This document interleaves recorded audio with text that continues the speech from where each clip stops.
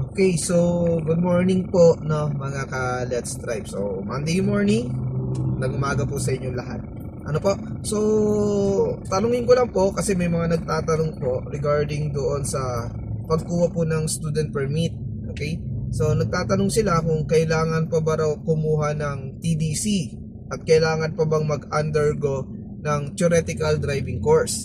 Okay? Then bakit daw po kailangan pang mag-TDC? Okay? So, sagutin po muna natin yon. Mahalaga po ba na kumuha ng TDC? Okay? So, yung TDC po or Theoretical Driving Course, which is 15-hour seminar po iyan, no? 2 araw na seminar po iyan, no? Hahatiin lang po yung 15 hours, no? Sa 2 araw, then tuturuan po kayo diyan ng mga batas na pinatutupad ni LTO.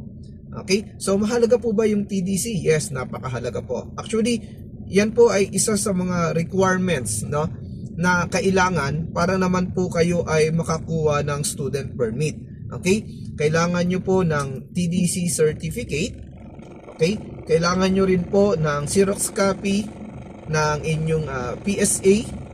Okay? Pwede po yan. Pwedeng passport or national ID.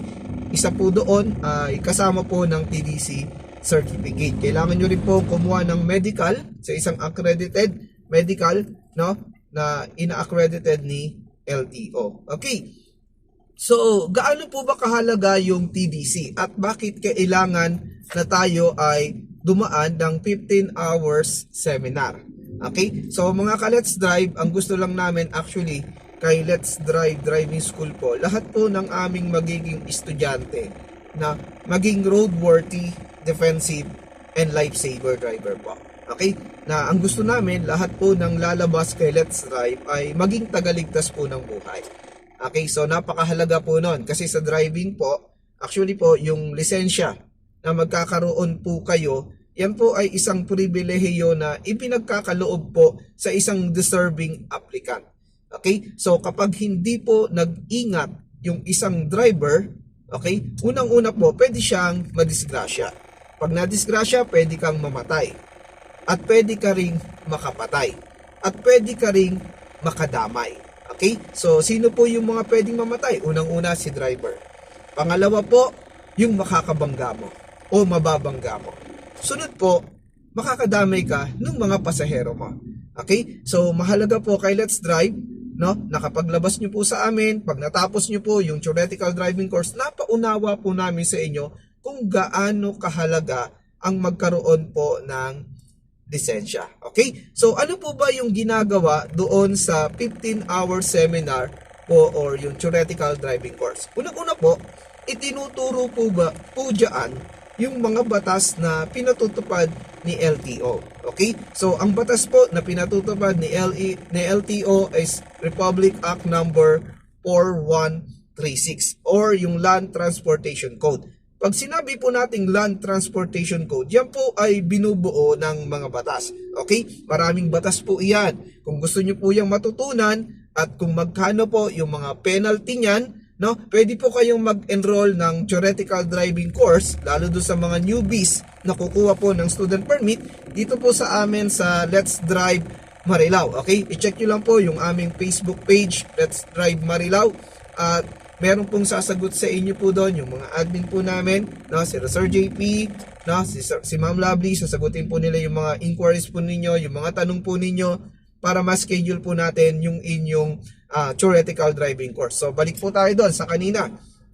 Ano po ba yung ginagawa doon sa TDC? Okay? Sa TDC po, itinuturo nga po yung mga batas na pinatutupad ni LTO. Okay? So, ano po ba yung mga yon? Yun nga po, yung RA 4136, which is the Land Transportation Code. Okay? Sa Land Transportation Code po, napakahalaga na malaman nyo ano po ba yung mga batas na pinatutupad ni LTO. Ano po ba yung mga pwede at hindi pwede pagdating po sa kalsada. Okay? So, dapat alam po natin yan. Ano po ba yung dapat nyong gawin kapag nandun na kayo sa ganong sitwasyon? Kapag dumaan po kayo ng mga pavement markings, ano yung tamang takbo? Ano yung tamang bilis? Ano po? Kaya napakahalaga po nito mga kaibigan. Na? So, kung ako sa inyo, dapat po dumaan po kayo ng theoretical driving course. Lalong-lalo na po kung kayo ay mga newbie drivers, no? Huwag po kayong papayag na hindi po kayo dumaan ng 15-hour seminar.